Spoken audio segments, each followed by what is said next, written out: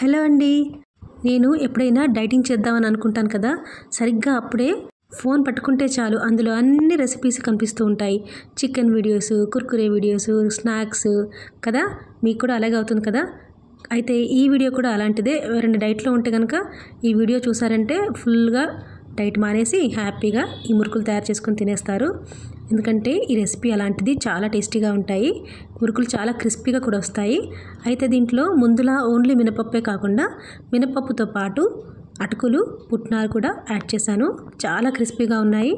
అసలు ఆయిల్ అనేది అసలు పీల్చలేదు. మామూలుగా మినపప్పును ఉడికించి మురుకులు చేస్తారు కదా, అలా ఉడికించినప్పుడు ఎక్కువ ఆయిల్ పీల్చుకుంటాయి. ఇలా చేస్తే కనుక ఆయిల్ ఎక్కువ పీల్చుకోలేదు.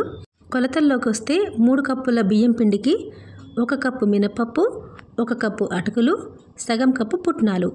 అటుకులని, మినపప్పుని, పుట్నాలని చక్కగా వేయించుకోవాలి. సపరేట్గా వేయించుకోవాలి, అన్నీ కలిపి వేయించుకోవద్దు. అవి క్రిస్పీగా అయిన తర్వాతే మిక్సీ పట్టేసి మెత్తటి పౌడర్ చేసుకోవాలి. ఈ పౌడర్ని మంచిగా జల్లించుకొని ఆ తర్వాత బియ్యం పిండిని కూడా చక్కగా జల్లించుకొని దాంట్లో అన్ని రకాల స్పైసెస్ కలుపుకోవాలి. ఇంతకంటే ముందు నేను ఓన్లీ మినపప్పు వేయించి బియ్యం పిండితో కలిపి మురుకులు చేశాను. అవి క్రిస్పీగానే ఉన్నాయి, కానీ ఇవి వాటికంటే చాలా క్రిస్పీగా ఉన్నాయి. ఏదైనా రెసిపీ మంచిగా కుదిరిందనుకోండి, మీకు ఖచ్చితంగా చూపించాలని అనిపిస్తుంది కదా, అందుకే ఇది కూడా మీకు చూపిస్తున్నాను. ఇప్పుడు దీంట్లో స్పైసెస్ ఏం వేశానంటే నువ్వులు, కలోంజి, నల్ల నువ్వులు కూడా వేశాను, ఉప్పు, కారము, పసుపు, ఆ తర్వాత ఇంగువ కూడా వేశాను. కొంచెం డైజెషన్కి బాగుంటుంది కదా. ఆ తర్వాత దీంట్లో వేడి నూనె ఒక 4 టేబుల్ స్పూన్స్ వేసి ఫస్ట్ అన్నీ మంచిగా కలుపుకోవాలి. ఇలా మనం ఏదైనా స్నాక్ చేసినప్పుడు ఆయిల్తో ఇలా మంచిగా కలిపేసుకొని ఒక బైండింగ్ కన్సిస్టెన్సీ వచ్చే వరకు బాగా కలుపుకుంటే ఆ స్నాక్స్ అనేవి క్రిస్పీగా వస్తాయి. దీని తర్వాతే మనము మామూలుగా నార్మల్ వాటర్ పోసుకుంటూ పిండిని సాఫ్ట్గా మంచిగా కలిపేసుకోవాలి. అయితే ఎక్కువ పిండికి ప్లాన్ చేస్తున్నారనుకోండి, బ్యాచ్లుగా కొద్దిగా పిండిని చల్లటి నీళ్ళతో కలుపుకుంటూ మనం మురుకులు చేసుకోవాలి. అది తక్కువ పిండికి ప్లాన్ చేస్తే ఒకేసారి కలిపేసుకోవచ్చు. ఎందుకంటే ఒకేసారి మొత్తం కలిపేస్తే అది డ్రై అయిపోతుంది కదా. అందుకని కొద్దిగా కలుపుకుంటూ మనము మురుకులు చేసుకుంటే పిండి ఎండిపోకుండా చక్కగా వస్తాయి. చూడండి, ఇలా మనము మురుకులు తయారు చేసుకోవాలి.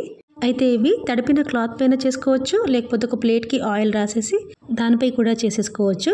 ఒకేసారి ఒక 6-7 చేసుకున్నాం అనుకోండి, చక్కగా ఫ్రై చేసుకోవడానికి మనకు ఈజీగా ఉంటుంది. ముందు మనము అన్నిటినీ హాట్ ఆయిల్లో వేయాలి. ఆ తర్వాత ఫ్లేమ్ని కొద్దిగా మీడియం టు హై ఫ్లేమ్లో అడ్జస్ట్ చేసుకుంటే చక్కగా ఫ్రై అవుతాయి. మొత్తం వేయించేటప్పుడు ఫుల్ హై ఫ్లేమ్లో పెడితే పైనే వేగుతాయి, లోపల సరిగ్గా క్రిస్పీగా అవ్వవు. అయితే ఇవి బాగా వేగినాయి అనడానికి ఏంటంటే మనకి మురుకుల లోపల ఒక సన్నటి ఖాళీ ఏర్పడాలి. అలా ఏర్పడితే అవి చాలా గుల్లగా వచ్చినట్టు. అంతేనండి, ఎంజాయ్ చేయడానికి murukku ready. Thank you for watching.